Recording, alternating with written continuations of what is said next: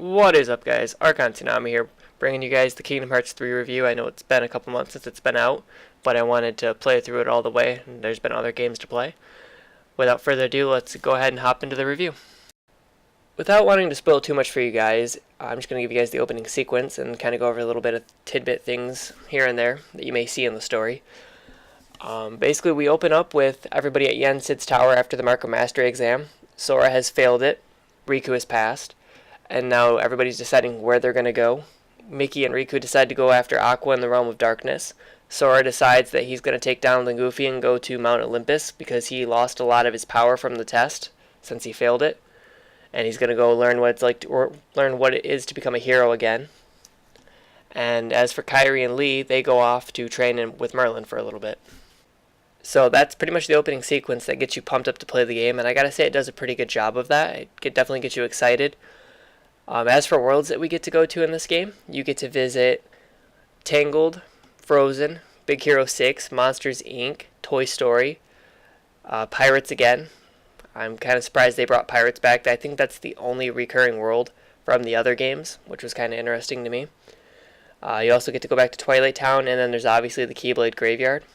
I don't think I'm missing any worlds, but I might be missing one, potentially outside of Herc's world, which I know I mentioned earlier. As for storylines within the worlds, I think they do a really good job with worlds like Monsters Inc. They basically gave us a sequel to the original movie rather than just a retelling of the original movie. They also do this with Toy Story by isolating the world and creating like a second copy of the world where the toys exist. So that way there are no adults and you can basically free move around the world, because if you've ever watched Toy Story, you know the toys don't actually come alive when people are around. So they do a good job with worlds like that, but worlds like the Pirates world, which I'm guessing was probably done on the back end of production, just kind of feels rushed and makes no sense with storyline wise.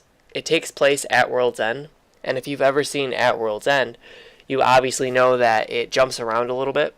So you have Jack's perspective at some points, you have Will, you have Barbossa, and there's just some things storyline-wise that don't make sense to me. Like, for example, without getting too spoilerish, Calypso asks Sora to unlock her heart. At one point, she whispers it to him. We don't get to hear it until after some events take place. And then by the time it comes up again, you're already at basically the end of the world, and you're doing the whole fight sequence with Davy Jones. And then it comes up again, and Calypso's obviously already transformed. If you've seen the movies, you know this. It just didn't make a whole lot of sense plot-wise. So for the other worlds, though, I think it fits perfectly. Everything kind of smoothed itself out and made sense. It was coherent. It's just the Pirates world, for whatever reason, to me, just wasn't coherent enough for me to give it a decent pass. So as for the combat systems, they merged the traditional Kingdom Hearts playstyle with Dream Drop Distance and Birth by Sleep. And basically they take Birth by Sleep's form change for the Keyblade as well as the Shot Lock. And if you don't know what form change is, basically you combo, and as you're comboing above the command list that you have there in the lower left, arrows will start appearing. And once you get 3 arrows, showing that you're on fire, I guess, it's kind of like that type of mechanic, you can form change the Keyblade into something else. And in some cases you can form change it again, and then you get your big super attack. So it's pretty an interesting mechanic. I liked it in Birth by Sleep, and I think it's pretty well implemented here. A lot of them just give you extra range on your attacks. The thing they took from Dream Drop Distance is the flow motion mechanic, which lets you interact with your environment by dashing into walls. You can bounce off them, or if you dash to a pillar, you can actually sit there and spin around. The other thing from Birth by Sleep I forgot to mention was the Shot Lock. You use it to traverse different areas in some cases. You can actually use it to just teleport to a top of a building, or in some cases the top of Mount Olympus. So there's a lot of different things you get to use with the new mechanics. Personally, I prefer the more grounded Kingdom Hearts 2 playstyle. I don't really care for the flow motion because it takes place way too much in the air. It's really hard to stay on the ground comboing things because it gets knocked into the air, and then all of a sudden you're taking off up after it. And by the time you're done, you're basically pushing your Heartless up off the screen, and then you have to go try to hunt it down or wait for it to come back down. I just personally don't care for that. The things they did add to the game for Kingdom Hearts 3 is they added this Disney ride implementation, which I'm sure if you've seen the trailer, you've seen the roller coaster. But there's these smaller versions of the roller coaster where you get like the teacups, you get the blaster, which lets you sit in an arcade machine and you just fire at things. You also get this water ride that you ride around. You get a carousel or merry-go-round that you sit in, and you have to try to sync up the rings with the outer ring in order to deal more damage. So I mean, it is pretty cool that they implemented Disney rides. I think it's a neat feature. And obviously you still have your team attacks, like Donald can do Meteor as well as Comet. Goofy does his Bombardment like he did in the other games. One neat thing about Bombardment is that, from what I could tell, there's special animations with certain enemies early on. I don't know if this was supposed to be implemented for other enemies, and it just got dropped halfway through production. But in some cases, like there's an enemy you fight on Mount Olympus, a sand enemy, that if you do a bombardment, Goofy will actually go inside of its mouth and then just kill it.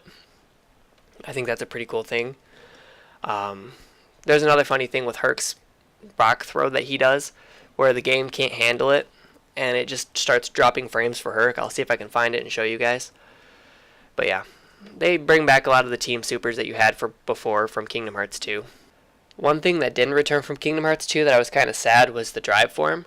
I wish they would have had it to some capacity, if not being the same thing, just because it was kind of fun leveling up a form. It added a lot more playtime to it, and it gave you abilities that felt good to use, like high jump or glide, which you just now get manually through leveling up or fighting certain bosses.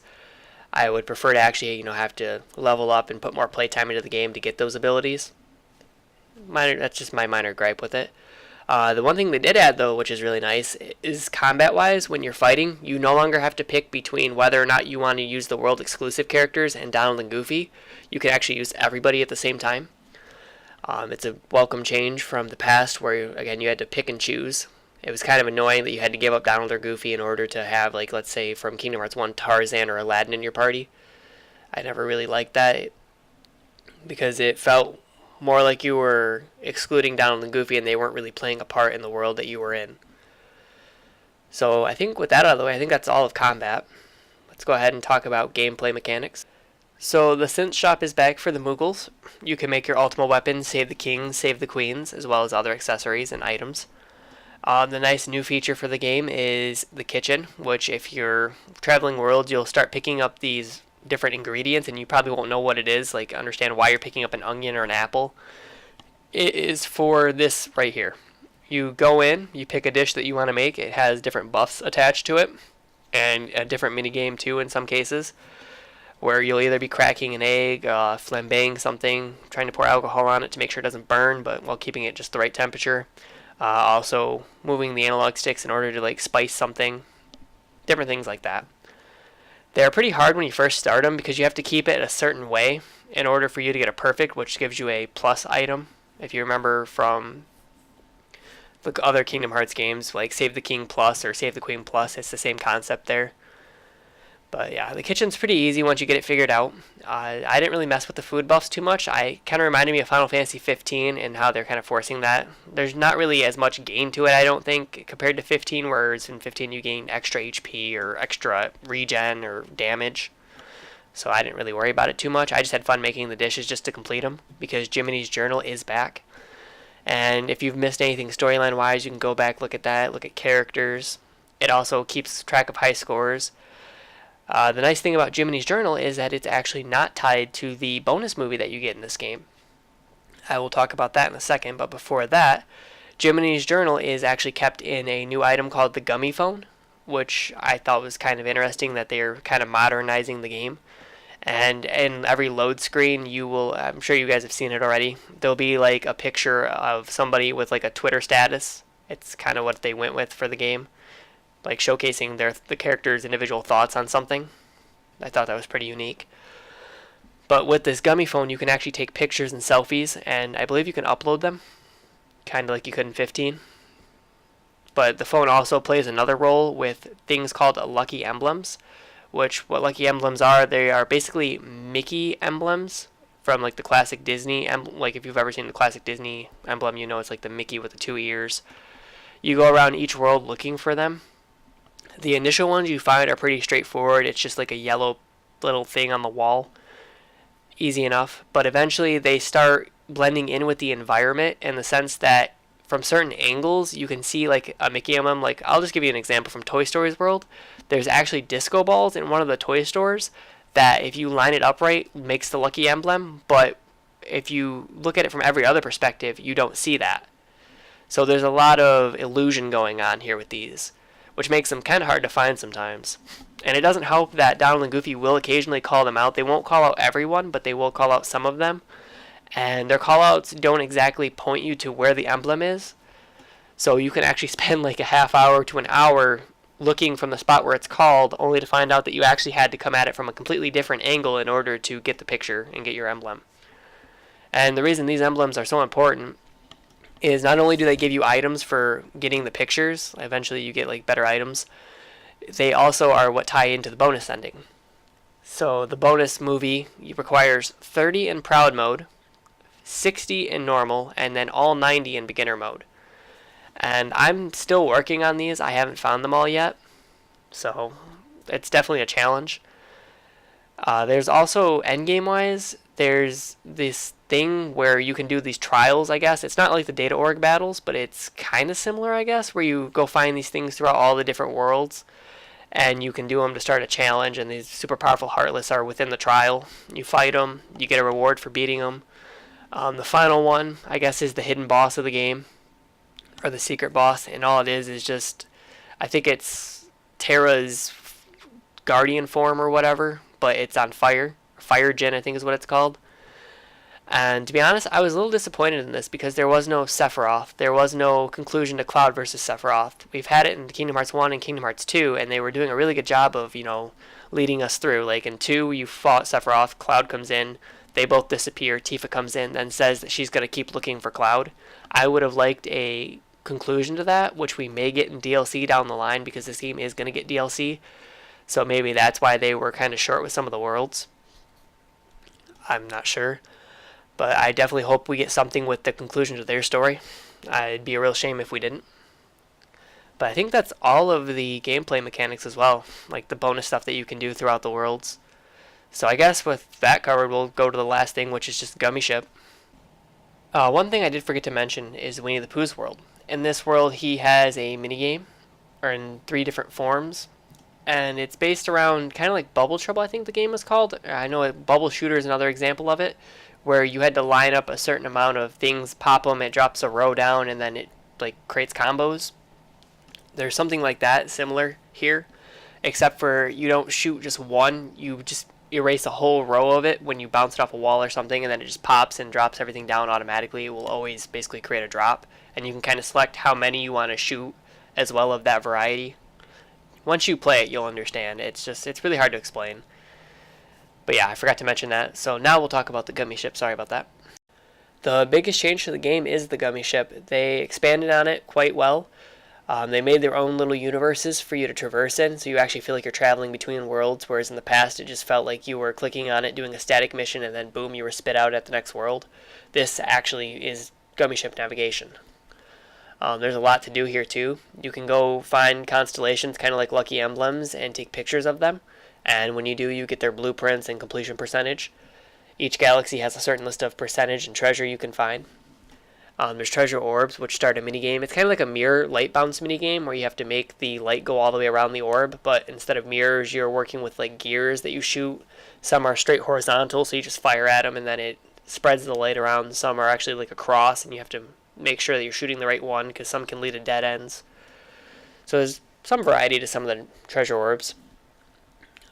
Like I said, there's a lot of exploration to be done out here. You can shoot at meteors, you can shoot these purple crystals and blue crystals that give you different items for the Gummy Ship. If you shoot the meteors, you could potentially get crafting materials, which upgrade your Keyblades. You can choose to fight Heartless waves. In this game, it's not forced on you like it was in the past, though there are still like Heartless boss battles before worlds that you do have to do storyline-wise. So you can't just completely ignore them and just ignore the Gummy navigation completely, which is understandable, because it is a big part of the game this time around.